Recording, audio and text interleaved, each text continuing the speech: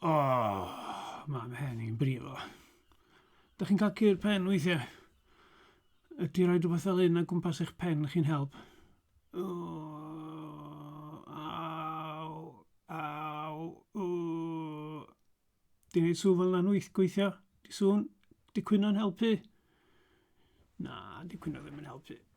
A does gennau ddim cur pen go iawn, smalio dwi. Achos meddwl dwi am cymeriad oedd yn ei stori ni heddiw yma. Dyn ni am edrych ar stori dyn gafodd amser go caled deud y gwir. A tri o bobl ddoth heibio fo a be ddigwyddodd tybed. Mae'r stori gael yn y Beibl, gennau Beibl yn hyn, yn penod 10 yn Lyg, a dwi am ddarllen o beibl.net. Fel hyn mae'n mynd, un tro, safodd un o'r arbenigwyr yn y gyfraith ar ei draed i roi prawf ar Iesu. Gofynodd iddo, athro, be sy'n rhaid i mi ei wneud i gael bywyd tragwyddol? Tebodd Iesu, beth mae cyfraith Moses yn ei ddweud? Sut wyt ti'n ei ddeall? Y meddai'r dyn, rwy ti garu'r arglwydd y ddiw a tholl calon ac a tholl enaid ac a tholl nerth ac a tholl feddwl a rwy ti garu dy gymydog fel ti dy hun. O, rwy ti'n iawn, meddwl Iesu. Gwna hynny a chei di fyw.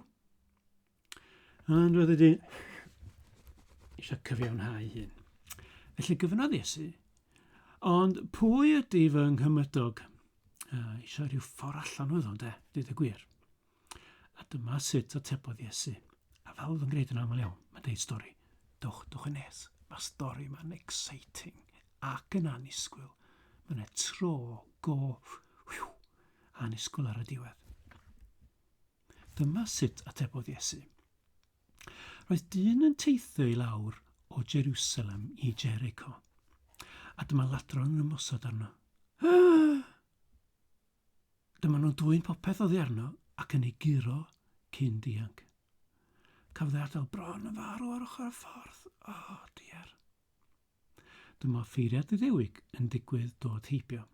Am pan welodd y dyn yn gorwedd yno. Croesodd i ochr arall y ffordd a mynd yn ei flaen.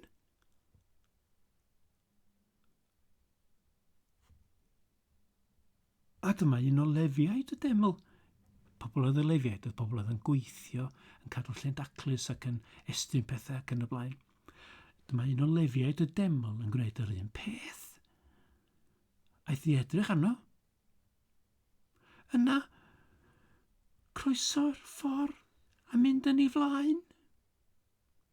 Ond wedyn dyma Samariad yn dod i'r fan lle roedd y dyn yn gorwedd. Wyddoch chi beth, doedd yr Iddewan a'r Samariad ddim yn dod ymlaen. Fel, dwi'n deud hyn ar dydd Gwener, ond sbych yn ôl ar y gêm Cymru a Lloegr dydd Sadwrn, rhyw yn gyddfa ei gilydd oedd nhw braidd.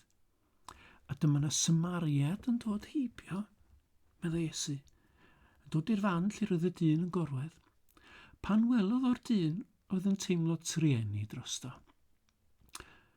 Aeth ato, a rhwymo cadachau am ei glwyddau, a'i trin gyda golew a gwyn.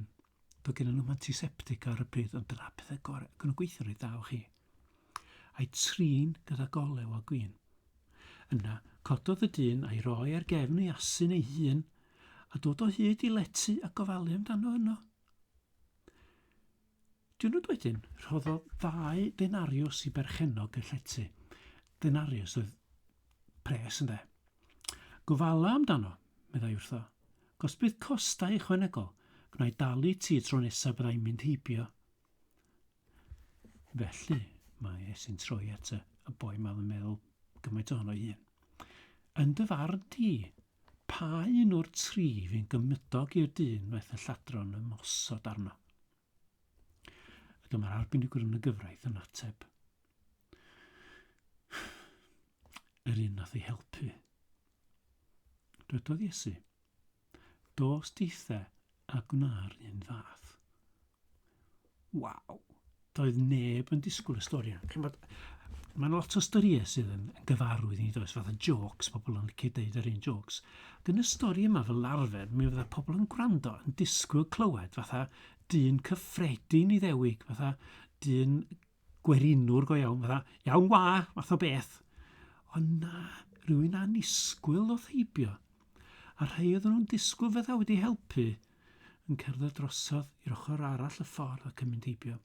Do'n nhw'n eisiau beiddi dwylo, do'n nhw'n eisiau mynd i drafferth, meddwl amdano nhw'i hunain o flaen yr un oedd wedi syrthio i ddwylo lladron.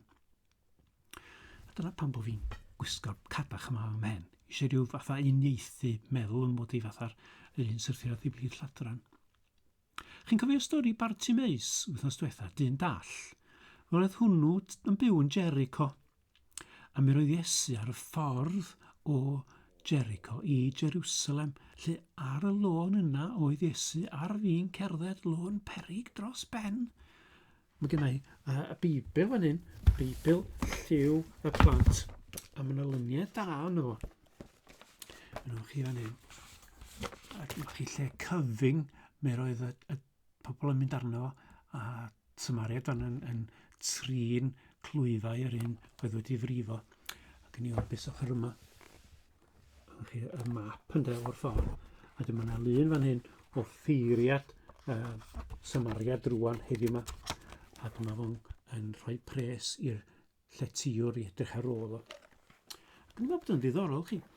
Da ni'n deud lletu heddiw yma, a gwneud gwesti.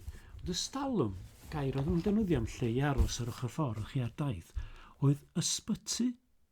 O'n i'n arfer byw ym Mhontryd Fendigaid, Mhontryd y Groes ydi, drws nesau le o'r enw Ysbyty Ystwyth. A mae'n ysbyty ifan y does, lle roedd Pererinion yn aros yn fo wrth fynd ar eu taith, a mi oedden nhw'n aml iawn yn cael y gofal amdano nhw. Mae'r gair Saesneg hospital yn dod o'r un lle. Beth bach, dwi'n licio rhyw bethau felly efo geiriau. A da ni'n gwerthfawrogi, da ni gymaint ydyn ni'n cael gofal iddi yma gan meddygon a nyrsys a'r ffisioterapydd a gofalwyr cyffredinol ynde. Mae gennau frawd sy'n doctor, a dwi'n meddwl bod un o ddau o chi, a mam neu dad falle sy'n gweithio yn y maes iechyd. Da ni'n ddiolchgar yn nhw yn y cyfnod yma. Be fysa ni'n neud hebddo nhw, wyddwn ni ddim. Ond oedd ddim ffasiwn beth ar gael at y Iesu Grist. Nag oedd. Dim ond rhai caredig fel hyn oedd yn taro heibio ac yn rhoi rhyw first aid cymorth cynta gyda cadachau, gyda golew a gwyn. A'r gofal yma yn y llety, yn yr ysbyty fel petai ar ochr y ffordd. A'r Samariad yma, un fyddach chi ddim yn ei ddisgwyl yn gymydog i'r un syrthiodd i blid lladron. A be mae Iesu am i ni ddysgu yn y stori yma? Cofiwch lle mae'n cychwyn. Rwyt ti garu'r arglwydd y Dduw ath holl galon ac ath holl enaid ac ath holl nerth ac ath holl feddwl. Da ni fod i garu Iesu Grist o bob peth sydd yno ni. Ond dangos y cariad yna wedyn drwy garu pobl yn y byd yma. Rhai sydd yn agos a rhai sydd ymhell. Rwyt ti garu dy gymydog fel wyt ti'n dy garu dy hun. Wel, mae yna un o ddau o bethau i wneud. Mae yna cwiz gynnau chi, rhyw gwestiynau a pos a falle a'r manylion yna yn y WhatsApp. A hefyd mae gennau gêm bach i chi, rhywbeth i chi wneud i ddiddori chi yna. Dwi wedi gwisgo rhyw gadach am ymhen. Gwbl dwi wedi wneud i cymryd rhyw hen grys tŷ a'i dori o fyny. A'i jyst rhoi do am ymhen yn da rhyw lapio fel un. Posib cael hwyl neu beth fel un. Da chi wedi chwarae gemau fel yna? Da chi wedi lapio rhywun mewn bit toilet? Mae'n un lot o hwyl. A be arall dwi wedi gwneud? Dwi wedi cymryd tedi fan hyn a dwi wedi lapio cadachau amdano fo. Beth am i chi gwneud bethau felly ffindio? Falle bod chi eisiau rhoi cadach am fraich, brawd neu chwaer, ynde? Neu amdano chi'ch hunain, neu ar degan fel hyn. A beth am i tynnu lluniau nhw a rhoi nhw ar y grŵp WhatsApp neu yn Facebook. Fyddwn ni'n braf chi cael gweld hynny. Ac yna mae yna adnod i ddysgu. Mae hwn yn dod o Lythyr Ioan, Llythyr cyntaf Ioan, penod 4, adnod 11. Os yw Duw wedi'n caru ni fel hyn, fe ddylem ni'na hefyd garu'n gilydd. Meddyliwch am symudiadau fydda yn mynd efo'r adnod yna. Os yw Duw wedi'n caru ni, fe ddylem ni'na hefyd garu'n gilydd. Yn dilyn dydy, fatha fatha maths ynde, 1 ag 1 greu 2, os di Duw di'n caru ni fel hyn, dylen ni garu'n gilydd, ynde?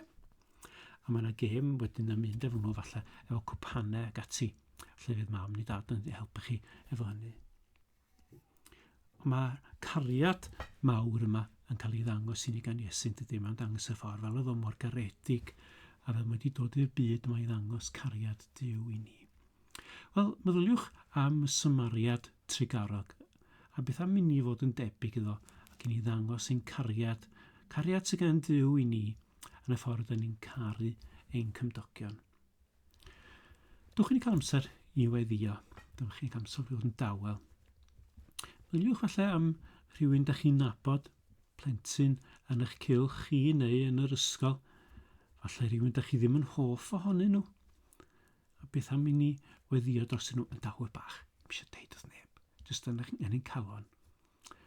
A beth am ni feddwl am hefyd y gweithwyr iechyd ynde, doctors and nurses ac ati ynde, a beth am ni ddiolch i Dduw amdanyn nhw. Dwch ni weddio. O Dduw, da ni'n gwybod mae'n anodd i garu pawb, yn enwedig bobl sy'n gas wrthyn ni. Ond diolch bod ti wedi dangos ni sydd mae gwneud hyn wrth i ti roi dy hun i ddangos cariad Duw i ni.